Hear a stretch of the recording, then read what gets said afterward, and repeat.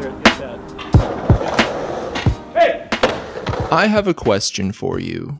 Did you know that Thrasher is a skateboarding magazine? If you're a skateboarder or know skate history, you're probably doing a facepalm right now. But many believe Thrasher is a clothing company and don't know they're actually a magazine about skateboarding culture. Because in recent years, many have been introduced to this logo for the first time via social media and celebrity endorsements. If we go to Google Trends and type in Thrasher, we'll see a sharp uptick which starts somewhere in 2015, followed by an explosion in 2016. But compare this data with another skateboard magazine such as Transworld Skateboarding, and you'll see a different picture. On top of this, Thrasher is still in print, while Transworld released their final issue in February 2019. So what makes Thrasher so different, and why are they able to stand the test of time while other skateboard magazines such as Big Brother have crashed and burned?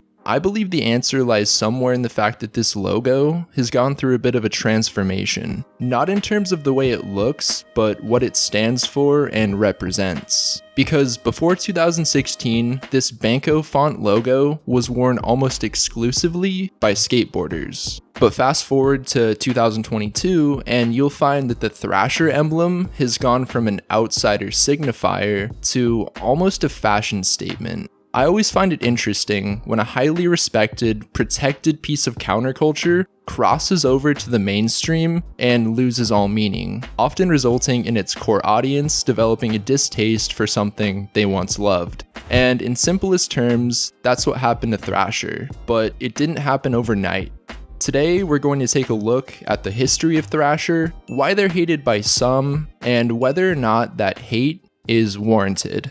The history of Thrasher begins with two men named Eric Swenson and Fausto Vitello. Eric Swenson was born August 4th, 1946 in San Francisco, California. Growing up, he enjoyed punk music, playing guitar, and repairing motorcycles. Eric's future business partner, Fausto Vitello, was born 3 days later on August 7th, 1946. But Fausto was born in Buenos Aires, Argentina, living there for the first 9 years of his childhood.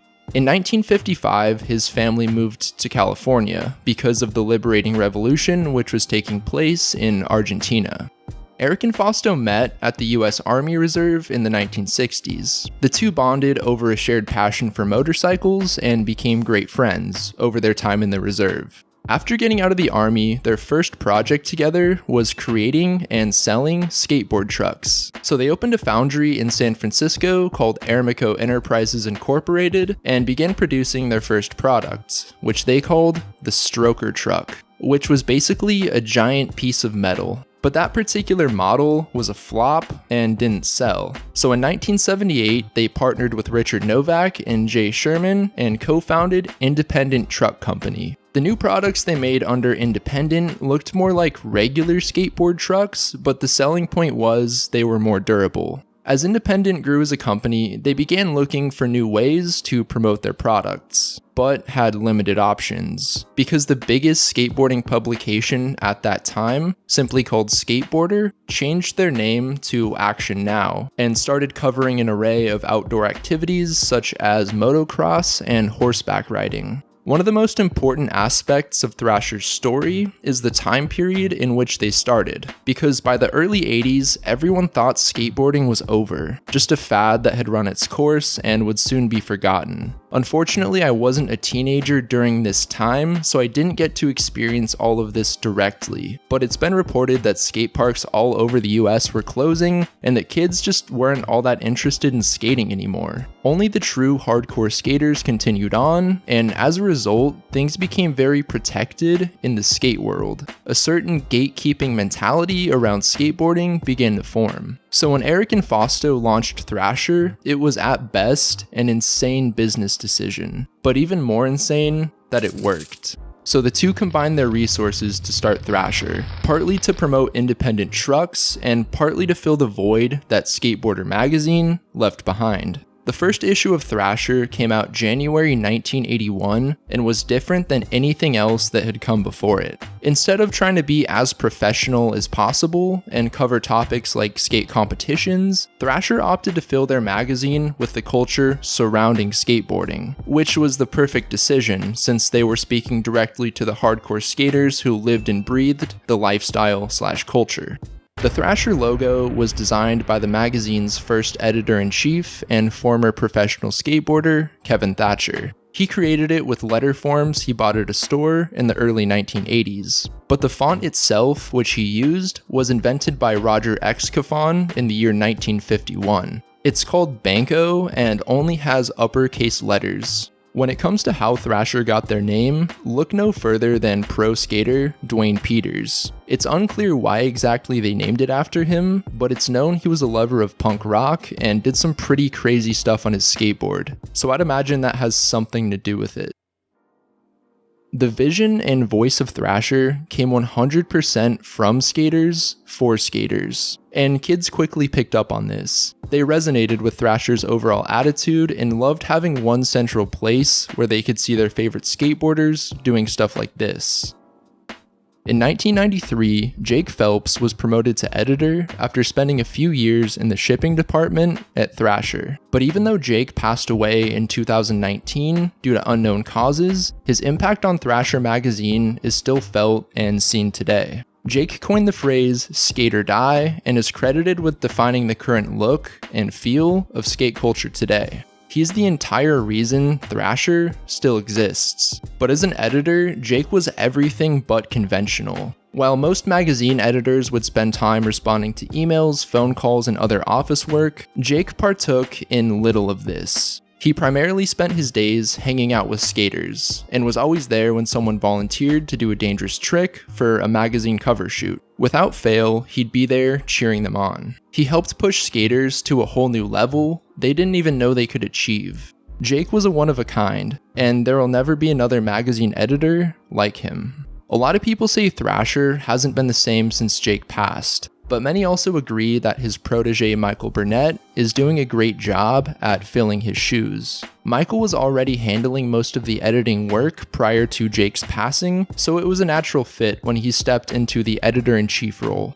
Today, in 2022, Thrasher still focuses on printing magazines, but also dominates in the online and clothing space. They have the biggest skateboarding website on the internet and have an active YouTube channel with millions of subscribers, along with their Instagram, which also boasts millions of followers. The brand is known worldwide thanks to people of all ages and backgrounds wearing their clothes. Which brings us to the final question of this video. Why is Thrasher hated?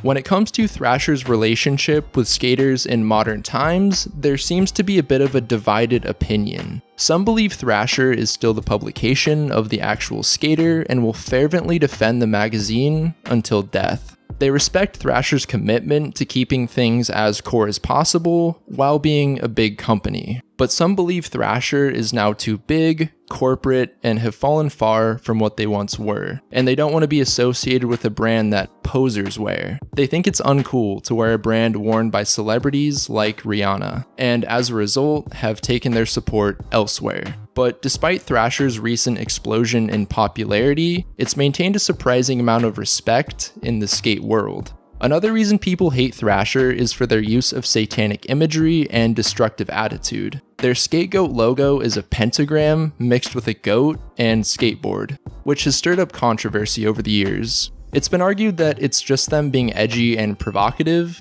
but people who are religious have taken issue with this over the years. Thrasher's slogan is "Skate and Destroy," which sends a punk rock, anti-establishment, "we're not you" type of message. And even though young skaters loved this, it wasn't received well by all. In 1985, Transworld published an article called "Skate and Create," criticizing destructive behavior, explaining it takes no skill or creativity to do something like vandalize a wall. And this exchange pegged Thrasher as rebels and rule breakers from the very beginning. They've also never been popular among the parents. Early on, they began receiving letters from angry parents. They were upset about the magazine's use of provocative language and the punk attitude throughout, which they felt was a bad influence on their children. But the Thrasher employees thought it was funny and have continued to make parents mad for years to come.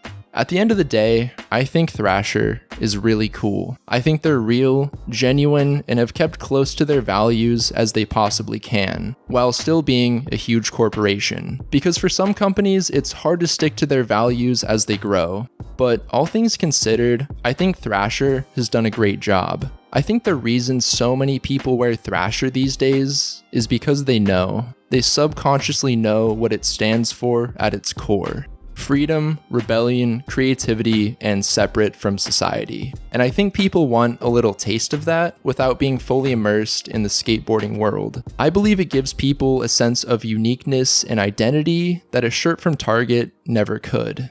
A lot of people who wear Thrasher these days don't skate, but at the end of the day, they're still lining the pockets of a company who seems to try their best to keep skating as core as possible. So my question is that a bad thing? Do you think it sucks people who wear Thrasher don't skate? And do you think it's hurting the skate industry or doing the opposite? Let me know down in the comments below. Thank you for watching, and I'll see you soon.